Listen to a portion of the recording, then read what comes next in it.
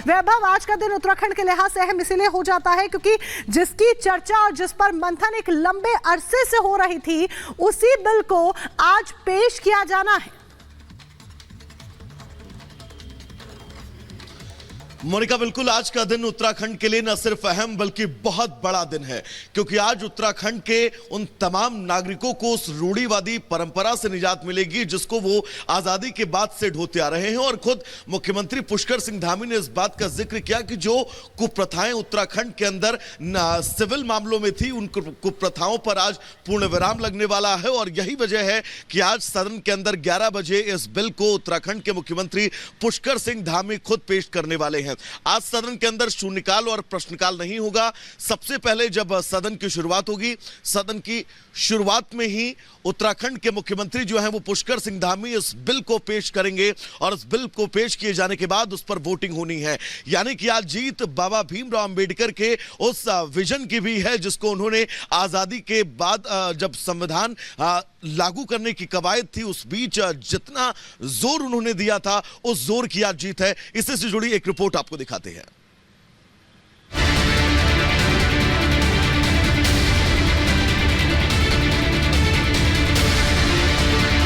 UCC को, समान नागरिक संहिता को विधेयक के रूप में लाने का प्रस्ताव मंत्रिमंडल में पारित हो गया है। उत्तराखंड में यूनिफॉर्म सिविल कोड कानून बनने की राह पर है। कानून का ड्राफ्ट तैयार है और उसे धामी कैबिनेट की मंजूरी भी मिल गई है। ऐसे में उत्तराखंड समान नागरिक संहिता कानून लागू करने से बस एक कदम दूर खड़ा है।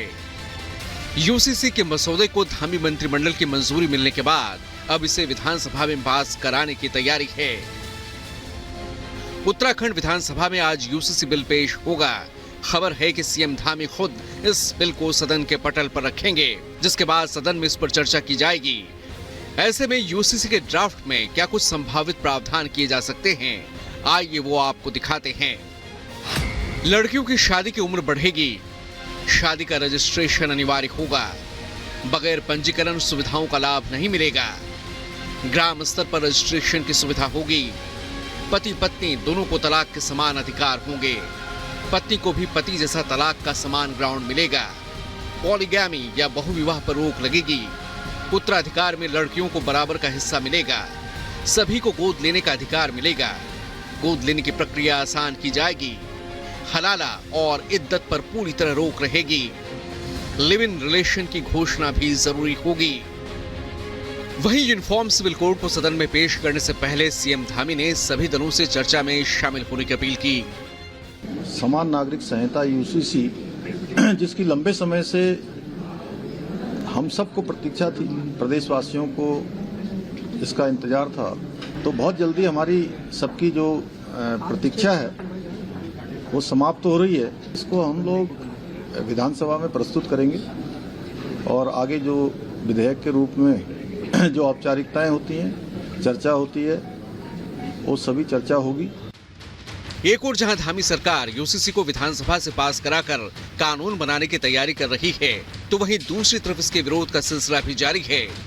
उत्तराखंड में कांग्रेस के कई नेताओं ने यूसीसी लागू करने के लिए धामी सरकार की तीखी आलोचना की। साथ ही कांग्रेस विधायकों ने राज्यपाल से मुलाकात कर सदन में संविधान के उल्लंघन का आरोप लगाया। उत्तराखंड में जिस यूनिफॉर्म सिविल कोड को लेकर सियासी घमासान मचा हुआ है, आखिर वो क्या है, आइए आपको ये भी बताते हैं। यूनिफॉर्म सिविल कोड में सभी नागरिकों के लिए समान कानून होंगे। अलग अलग पर्सनल लॉ की जगह ये लेगा। सभी धर्मों के लोगों पर लागू होगा यूसीसी। धर्म, जाति, पुरुष, महिला को लेकर कोई भेदभाव इस कानून में नहीं होगा। शादी, तलाक और उत्तराधिकार में एक नियम मान्य होंगे। उत्तराखंड में यूनिफॉर्म सिविल कोड को लागू करने की तैयारी जोर शोर से चल रही है। आज विधानसभा में यूसीसी बिल को पेश करके चर्चा की जानी है। सदन से पास होने के बाद यूनिफॉर्म सिविल कोड लागू करने वाला उत्तराखंड पहला राज्य बन जाएगा। Bureau report, Republic Bharat. हमारे सहयोगी वैभव लगातार ग्राउंड जीरो से बने हुए। वैभव, देखिए अगर 2022 की हम बात करें तो पुष्कर सिंह धामी ने सीधे तौर पर ये कहा था कि अगर हम चुनाव जीते हैं विधानसभा का तो यूसीसी लाएंगे, इसको लेकर कमेटी का गठन करेंगे। चुनाव जीतने के बाद उन्होंने कमेटी बनाई, कमेटी ने लंबा चौड़ा जो है जा जाकर सर्वे किया। अब जाकर वो दिन जब आ गया है जब विधानसभा की पटल पर इसे रखना है, तो विपक्ष को क्या आपत्ति हो रही है? क्योंकि आपत्ति वाला विषय नहीं है, जो कहा वो करके दिखा रहे हैं। देखिए बिल्कुल प्रियंका, अगर बात बीजेपी के विजन की करें तो बीजेपी के विजन में अगर 3 सबसे महत्वपूर्ण मुद्दों और बिंदुओं की बात करें तो उन बिंदुओं में सबसे प्रमुख यूसीसी यानी कि समान नागरिक संहिता रही है।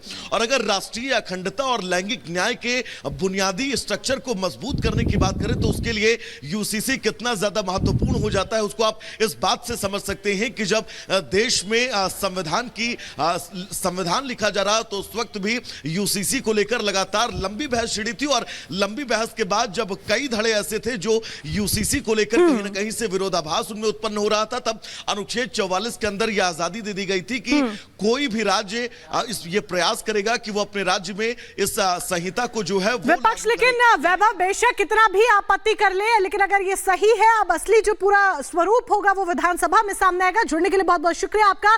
फिलहाल आगे बढ़ेंगे, बात झारखंड की कर लेते हैं क्योंकि झारखंड की राजनीति में भी भूचाल आया हुआ है। बात हेमंत सोरेन से जुड़ी हुई क्योंकि ईडी की पूछताछ का चौथा दिन और चौथे दिन भी हेमंत सोरेन को ईडी के सवालों से सामना करना होगा। बल्कि आज के दिन न सिर्फ ईडी के सवालों से अकेले हेमंत सोरेन सामना करेंगे, बल्कि हेमंत सोरेन के सामने भानु प्रताप जो कि राजस्व विभाग के कर्मचारी हैं, आरोपी हैं इस कथित जमीन घोटाले मामले में, इसमें आमने सामने बिठाकर पूछताछ की जानी है। इलेक्ट्रॉनिक सबूतों के आधार पर पूछताछ होगी।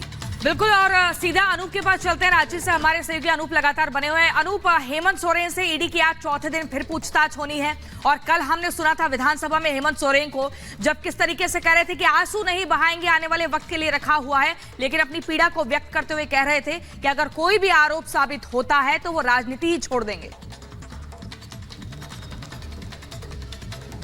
और देखिए ये बात आप समझ सकते हैं कि सियासी संकट इस वक्त हेमंत सोरेन के सामने है, क्योंकि एक तरफ जहां ईडी का संकट है, दूसरी तरफ मुख्यमंत्री का पद भी छोड़ना पड़ा और मुश्किलें कम होती नहीं दिख रही है। देखिए 5 दिन की ईडी को रिमांड मिली हेमंत सोरेन की, आज चौथा दिन, कल 5वां दिन, कल उनकी रिमांड खत्म होगी। लेकिन इस बीच जो भानु प्रताप है, बड़गाई सीओ का, जो बड़गाई अंचल का जो राजस्व कर्मचारी है, उसकी रिमांड ईडी को मिल गई है। हालांकि 10 दिन की रिमांड मांगी थी ईडी ने, 4 दिन की रिमांड मिली है। और आज कहा जा रहा है कि भानु प्रताप प्रसाद के साथ आमने सामने बिठाकर हेमंत सोरेन से पूछताछ होगी। देखिए ईडी ने भानु प्रताप की रिमांड जब मांगी, ऐसे वक्त में भानु जो है पहले से जेल में मौजूद थे क्योंकि उनकी गिरफ्तारी हुई थी पहले, और सेना की जमीन, कब्जे वाली जमीन की हेरफेर के मामले में उनकी गिरफ्तारी हुई। लेकिन ये जो मामला है, ये दूसरा मामला है। 8.5 एकड़ के आसपास का जमीन का जो मामला, जो भुएरी जमीन जिसका नाम हेमंत सोरेन से जुड़ता हुआ है, उस मामले में पूछताछ की जाएगी। कल तक हेमंत सोरेन के बारे में कहा जा रहा था, ईडी के ज्यादातर सवालों का जवाब उन्होंने नहीं दिया, हां या ना का जवाब देते हुए। लेकिन आज भानु प्रताप के सामने जब बिठाकर पूछताछ की जाएगी तो बहुत सारे राज भी सामने आएंगे और कौन वो शख्स है जो सीएमओ से फोन कर रहा था उसके बारे में पूरी जानकारी मिलेगी। लेकिन ये संकट इतनी जल्दी आसानी से खत्म होता नजर नहीं आ रहा क्योंकि मुश्किलें बढ़ रही हैं हेमंत सोरेन की। प्रियंका, बिल्कुल ठीक।